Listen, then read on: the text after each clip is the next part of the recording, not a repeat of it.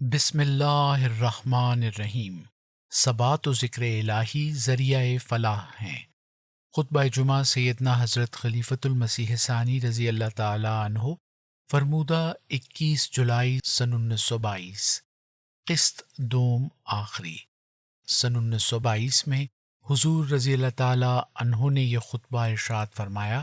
آپ رضی اللہ تعالی عنہ نے صبات اور ذکر الہی کے مضمون پر روشنی ڈالی ہے۔ قارئین کے استفادے کے لیے یہ خطبہ شائع کیا جاتا ہے۔ ادارہ: جب تمہاری مدد پر خدا آ گیا تو پھر تمہاری فتح میں کسے شک ہو سکتا ہے؟ اور جس کی مدد کے لیے خدا آ جائے اس کا کون مقابلہ کر سکتا ہے؟ دنیا بے شک مقابلہ کرے گی اور نسلاً بعد نسلاً کرتی چلی جائے گی، مگر کب تک لڑے گی؟ آخر شکست پائے گی۔ پھر فرمایا: وَأَطِیعُوا اللَّهَ وَرَسُولَهُ وَلَا تَنَازَعُوا وَتَفْشَلُوا وَتَذْهَبَ رِیحُکُمْ وَاصْبِرُوا إِنَّ اللَّهَ مَعَ الصَّابِرِینَ۔ سورہ انفال آیت 47۔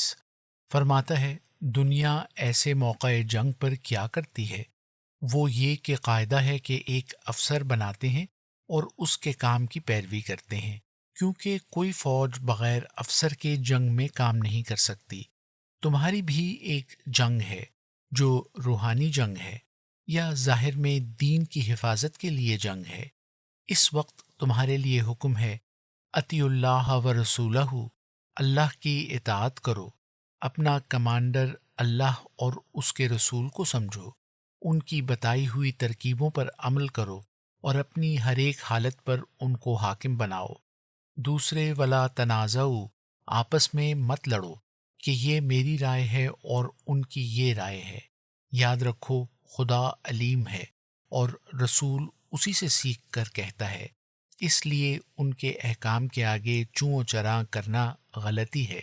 اور پھر آپس میں نہ لڑو جبکہ دشمن کا مقابلہ درپیش ہے اور تم دشمن سے مقابلہ نہیں کر سکو گے، لیکن مومن کے لیے ایسا موقع کوئی نہیں جب اس کے دشمن نہ رہیں، کیونکہ تبلیغ کے راستے میں جو روکے ہوں ان کو دور کرنا، وہ نہ ہوں تو شیطان سے جنگ، نفس کی اصلاح وغیرہ جنگیں ہیں۔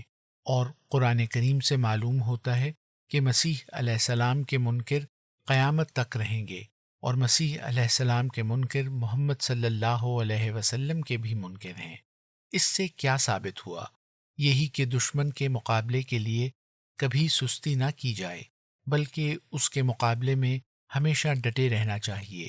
ہم دیکھتے ہیں کہ مکانوں جائیدادوں کی حفاظت کے لیے لوگ جنگ کرتے ہیں، لیکن دین کی حفاظت ان چیزوں سے کہیں زیادہ ضروری ہے، مگر اس کی حفاظت نہیں کی جا سکتی جب تک آپس کے تنازعات کو نہ چھوڑ دیا جائے، کیونکہ دو طرف کے توپ خانے سے سلامتی مشکل ہوتی ہے کہ ایک طرف گھر میں حملہ آور ہوں اور مقابلے میں دشمن ہو۔ بس اگر دشمن کے مقابلے میں کامیابی کی توقع ہے تو آپس کے تنازعات کو چھوڑ دو، ورنہ فرماتا ہے فتفشلوا۔ فشل کے 3 معنی ہیں: سست ہو جانا، کمزور ہو جانا، بزدل ہو جانا۔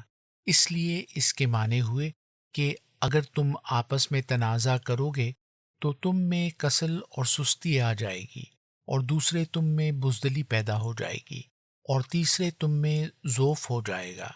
قاعدہ ہے کہ جب آپس میں تنازع ہو تو دین کے کام میں لوگ سست ہو جاتے ہیں، اور پھر دشمن کا مقابلہ نہیں ہو سکتا۔ دوسرے، مقابلہ جوش سے ہوتا ہے۔ جب جوش آپس کے جھگڑوں میں نکل گیا تو غیروں کے مقابلے کے لیے جوش کہاں سے آئے گا؟ اور آپس کی لڑائی سے ضعف اس طرح آ جاتا ہے کہ جب 5 شخصوں میں جنگ ہوگی تو 2 ایک طرف ہوں گے اور 3 ایک طرف۔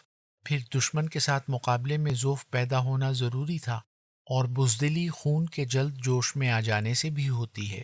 جس شخص کو فوراً غصہ آ جائے اور جھگڑے کی اس کو عادت ہو جائے، جیسا کہ بعض لوگوں کو سر کھجلانے یا انگلیوں سے پٹاخے نکالنے کی عادت ہوتی ہے، تو اس میں بزدلی پیدا ہو جاتی ہے۔ جو لوگ زبانی لڑائی کے زیادہ عادی ہوتے ہیں ان میں شجاعت نہیں رہتی۔ مثل مشہور ہے کہ شیر لیٹا ہوا تھا، اس پر چوہے کھیل رہے تھے۔ شیر نے کہا کہ لڑوں کس سے؟ کیا چوہوں سے؟ اسی طرح جو شخص معمولی باتوں پر لڑتے ہیں وہ بڑے دشمن کا مقابلہ نہیں کر سکتے۔ پس فرمایا آپس میں تنازع نہ کرو، تم میں کسل آ جائے گی، دین کے کام سے غافل ہو جاؤ گے اور ضعف پیدا ہو جائے گا۔ پھر فرمایا تذہبا ریحکم، ریح کے بھی تین معنی ہیں، قوت، نصرت، رحمت۔ پس تذہبا ریحکم کے معنی ہوئے تمہاری قوت چلی جائے گی، اب جو دشمن تمہاری طاقت کو محسوس کرتا ہے یہ بات نہ رہے گی، تمہاری محبت کم ہو جائے گی، تو تم پر جو رحمت ہوتی ہے وہ کم ہو جائے گی، یا تم جو کسی پر رحمت کرتے ہو وہ نہیں رہے گی۔ تیسرے، نصرت نہیں ہوگی، کیونکہ مدد اس کی ہوتی ہے جو اپنی مدد بھی کرے، جو شخص اپنی مدد نہیں کرتا اس کی کوئی کیا مدد کرے؟ جو شخص بزدلی دکھاتا ہے اس کا مددگار اس کے لیے کیا کر سکتا ہے؟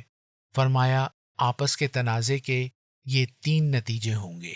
پھر فرمایا وصبرو، اور صبر کرو، اگر کسی شخص نے کوئی ایسی بات کہی ہے جس سے تمہیں رنج پہنچا ہے یا تمہارا کوئی حق دبا لیا ہے تو تم صبر کرو اور جھگڑا نہ کرو۔